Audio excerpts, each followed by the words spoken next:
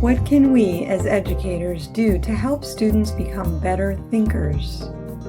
One might assume that a good place to start is to teach thinking skills, but is teaching skills enough?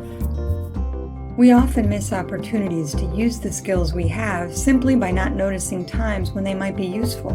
Good thinkers not only know how to think creatively, critically, and deeply, they actually do it. They have a repertoire of thinking moves to draw on, they're inclined to use them, and they're sensitive to the times when thinking would be helpful. In other words, they're in the habit of observing, analyzing, and questioning. So can we teach this? Researcher educators at Project Zero have been exploring this question for many years and think the answer is yes. The thinking routines they have developed as part of their research invite learners of any age to be close observers, to organize their ideas, to reason carefully, and to reflect on how they're making sense of things. These routines are flexible enough to be used to engage learners with any artifact, system, or concept, including their own thought processes.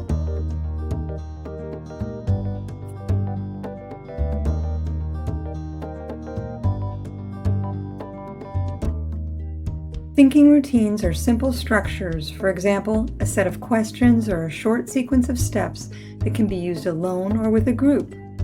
They are designed to be easy to remember, practical, and to invite a broad range of thinking moves. They are well suited to leverage the power of collaborative thinking and transfer easily to any context.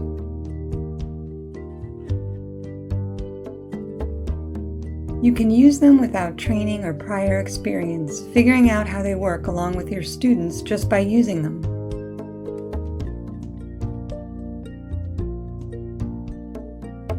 Thinking routines help students go beyond the superficial, inviting them to dig deeper by making the complex accessible.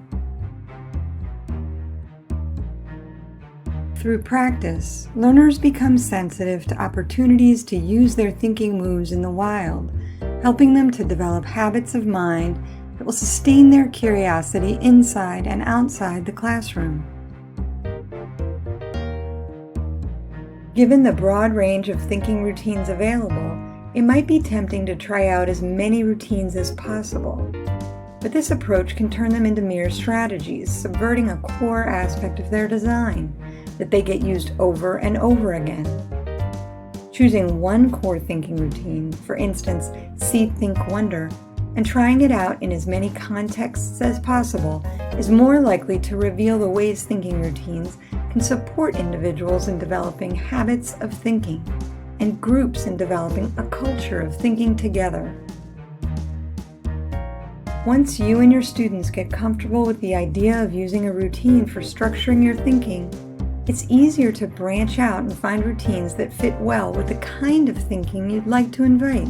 For instance, asking deep questions, making connections, coming up with explanations, challenging those explanations, and exploring alternative perspectives.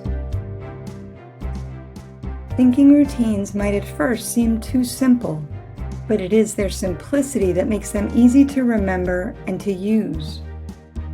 Rather than simplifying ideas, thinking routines offer straightforward ways to sustain learners in their inquiry into complex problem spaces. While it does take time, using thinking routines in your classroom cultivates a community of thinkers with a culture of thinking, supporting learners in becoming intentional in their shared pursuit of deep understanding.